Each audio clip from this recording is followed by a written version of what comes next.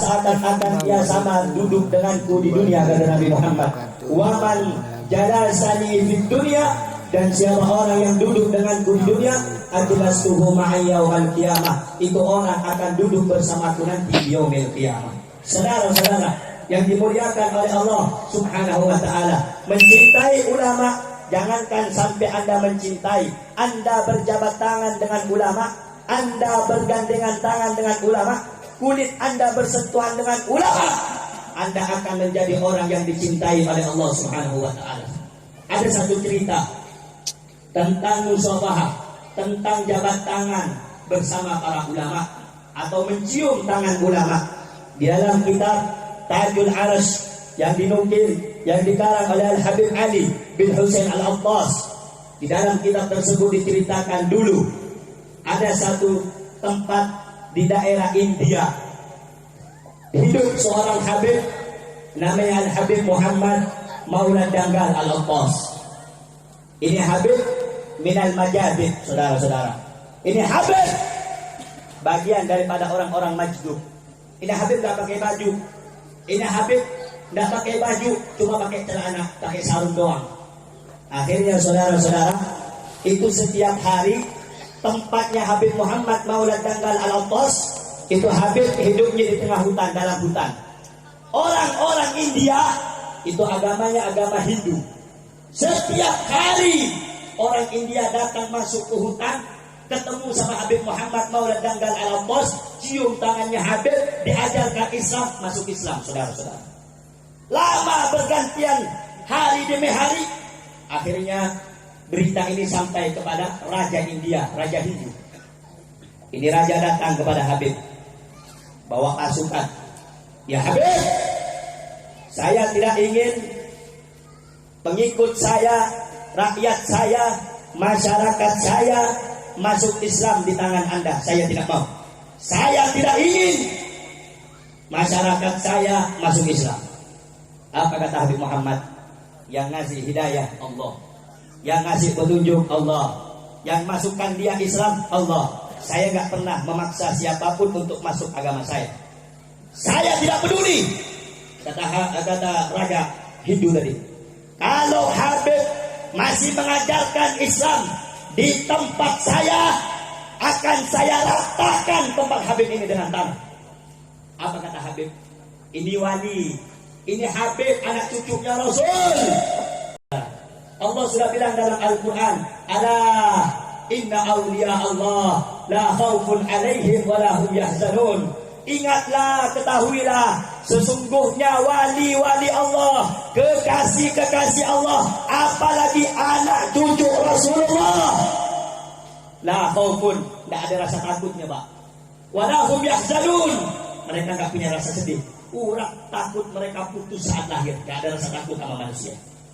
Akhirnya kata Habib, kalau kamu pengen hancurkan ini tempat saya, hancurkan saja. Akhirnya saudara-saudara, singkat cerita, besok paginya Raja bawa pasukan, pakai gajah, pasukan besar, pasukannya banyak. Habib Muhammad ini wali, Habib Muhammad kekasih Allah. Habib Muhammad bilang apa? Bilang kepada nyamuk-nyamuk yang ada di hutan untuk melawan pasukan Raja Hindu tadi. Nyamuk kecil, tapi ini Allah Subhanahu wa taala yang menolong. Nyamuk gak punya kekuatan, Pak. Singkat cerita, nyamuknya Habib Muhammad Maula Danggal Al-Attas bisa mengalahkan pasukan gajah Raja Hindu tadi. Dari kisah ini bisa kita pelajari, saudara-saudara, bukan seberapa besar kekuatan Anda, bukan seberapa banyak pengikut Anda, bukan seberapa banyak senjata-senjata Anda, tapi kepada siapa Anda berpihak, kepada siapa Anda mendukung. Kalau Anda mendukung daripada agama Allah, Anda mengikuti perjuangan ulama yang istiqamah, Allah bahkan memberikan Anda kemenangan, saudara-saudara. Walaupun Anda seorang diri, sampai Al-Imam Ali Zainal Abidin, Sayyidina Ali karamallahu wajhah, beliau mengatakan, apa kata beliau? La tastauhis fi tariqatil haq, fi tariqil haq liqillati ahliha. jangan kamu merasa was-was, jangan kamu merasa ragu. Berjalan di jalan yang lurus, berjalan di jalannya Rasul, berjalan di jalannya orang saleh. Sebab walaupun engkau sendiri, ada Allah yang akan menolong Anda, saudara-saudara. Akhirnya singkat cerita, ini raja karena kalah dari pasukan Habib Muhammad. Raja bilang, Habib, kalau begitu saya janji saya nggak bakal ganggu Habib lagi, saya nggak bakal macam-macam lagi kepada Habib. Dan setiap hari Jumat akan saya datang bawa makanan ke Habib. Akhirnya saudara-saudara, setiap hari Jumat ini raja datang kepada Habib Muhammad Maulana Danggal Al-Atas bawa makanan, cium tangannya Habib, habis itu pulang. Hindu kalau mati dibakar, Hindu kalau mati dibakar. Sebagai katanya dia penebusan sebelum nanti di akhirat, dibakar dulu di dunia biar gak disiksa katanya. Akhirnya karena adat istiadat dan ajaran orang Hindu, kalau mati dibakar, ini raja dibakar. Tapi subhanallah, Allah ingin menunjukkan ayatun min ayatil ilahiyah. Allah ingin menunjukkan tanda di antara tanda-tanda kebesaran Allah Subhanahu wa taala. Ini raja dibakar, subhanallah, semuanya hancur jadi abu kecuali mulut dan telapak tangannya saja. Bingung keluarga kerajaan. Akhirnya datang kepada Muhammad, Habib, ini bapak saya mati, Habib. Raja ini mati, saya bakar. Semuanya hancur kecuali telapak tangan dan mulutnya saja. Kenapa ini, Habib? Habib Muhammad cuma senyum. Apa kata Muhammad? Wajar kalau bapakmu tidak tersentuh oleh api dunia. Sebab setiap hari Jumat bapakmu datang ke sini, cium tangan saya, pasang, dan setiap hari saya mencium, ya Allah, secara terjaga mencium tangannya Nabi Muhammad SAW. Engkau mencium tangan orang alim sama seperti mencium tangannya Nabi Muhammad. Engkau mencintai orang alim sama seperti engkau mencintai Nabi Muhammad.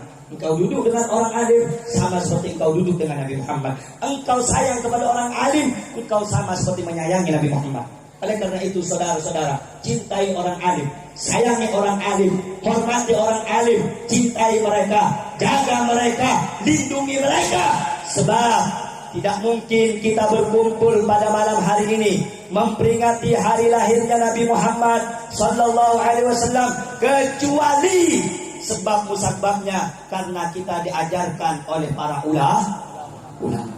Jasa ulama paling besar, jasa ulama paling agung selain daripada ulama ini telah mendidik kita dengan didikan Nabi Muhammad, telah mengajarkan ilmu kepada kita sebagaimana yang tadi disampaikan oleh Al-Habib Husain, bahwa penting bagi kita mengetahui ilmu, dan ilmu tidak akan kita dapati kecuali melalui perantara para ulama.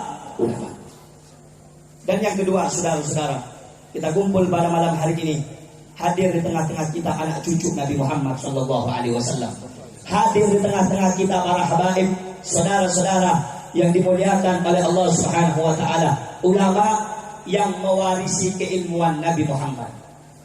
Ulama, apalagi kita mendapati seorang yang di dalam tubuhnya ada darah suci Nabi Muhammad, juga di dalam tubuhnya ada keilmuan Nabi Muhammad terkumpul di dalam dirinya, yaitu di dalam diri para sayyid atau syarif.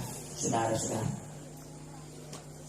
di zaman sekarang ingin saya sampaikan, banyak orang-orang yang mereka memiliki pemahaman, banyak orang-orang punya ilmu, banyak orang-orang punya keilmuan, alim, ustaz, bahkan kiai punya ilmu, alim, tetapi masih banyak di antara mereka yang tidak sinkron hatinya untuk mencintai anak cucu Nabi Muhammad. Cinta kepada anak cucu Nabi Muhammad itu bukan sunnah, Pak. Bukan sunnah.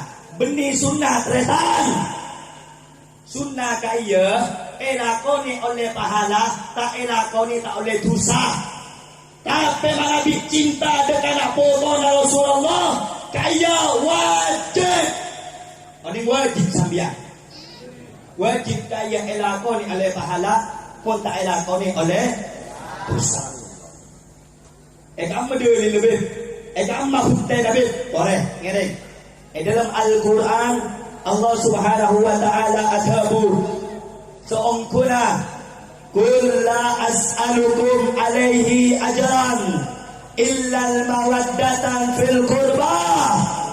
Kaya pada dalam surat Asy-Syura ayat 23. Betul apa kaya? Hah? Selap. Berapa ular? 3 kalau ini pengajian kaya. Tak reke. Allahumma shalli ala Muhammad. Allahumma shalli ala Muhammad. Sampian buru pada orang rebut. Kita ada perang nih kan belum. Rebut. Ya maklum mun kumbu rebut memang. Tenang. Ini pengajian nih kan. Buru orang ini ojon banar nih lo. Siap kondusif? Lanjut. Lanjut apa lanjut? Takbir semangat. Takbir.